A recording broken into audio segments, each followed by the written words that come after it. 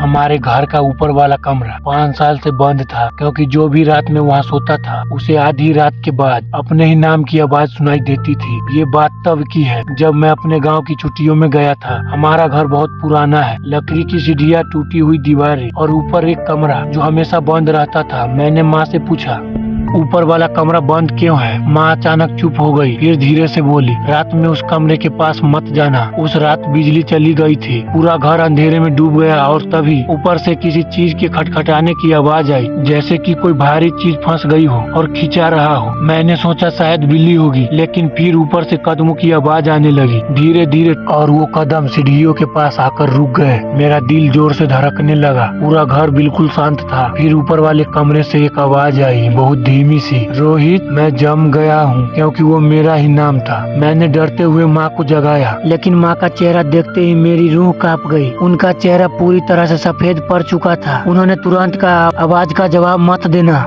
मैंने पूछा, वो कौन है? माँ धीरे से रोने लगी, फिर बोली, तेरे चाचा 5 साल पहले उसी कमरे में मरे थे। मरने से पहले वो हर रात कहते थे कोई उन्हें ऊपर से बुलाता है। अचानक ऊपर से जोर की आवाज आई, जैसे कोई चीज जमीन पर गिरी हो, और फिर सीढ़ियों पर किसी के उतरने की आवाज।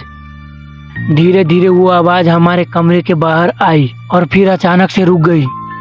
अब सिर्फ दरवाजे के बाहर सन्नाटा था। फिर धीरे से दरवाजे पर खरोचने की आवाज आई। माँ डर के मारे मंत्र पढ़ने लगी और तभी बाहर से आवाज आई, लेकिन इस बार वो मेरी ही आवाज थी। माँ, दरवाजा खोलो। मेरे हाथ पैर ठंडे पड़ गए हैं, क्योंकि मैं तो कमरे के अंदर था। फिर बाहर से वही आवाज दोबारा आई, थोड़ी तेज। माँ, मैं बाहर हूँ। अचानक दरवाजे के नीचे किसी की उंगलियों दिखाई दी, लंबी, काली, टूटी हुई, और धीरे धीरे दरवाजा खुद खुलने लगा। माँ ने मुझे पकड़कर आंखें बंद करने को कहा। मैंने डर के मारे आंख बंद कर ली। फिर अचानक सब कुछ शांत हो गया। आवाजें बंद और खरोच बंद, हवा भी बंद। जब मैंने धीरे से आंखें खोली, दरवाजा खुला हुआ था, लेकिन बाहर कोई नहीं था। सिर्फ दीवार पर अंगुलियों से लिखा था, मैं अभी भी हूँ। उस रात के बाद ऊपर वाला कमरा हमेशा के लिए बंद कर दिया गया, लेकिन आज भी रात के 3 बजे वहाँ से किसी के चलने की आवाज आती है। अगर आप भी इसी तरह की स्टोरी सुनना पसंद करते हैं तो वीडियो को लाइक और चैनल को सब्सक्राइब कर लो।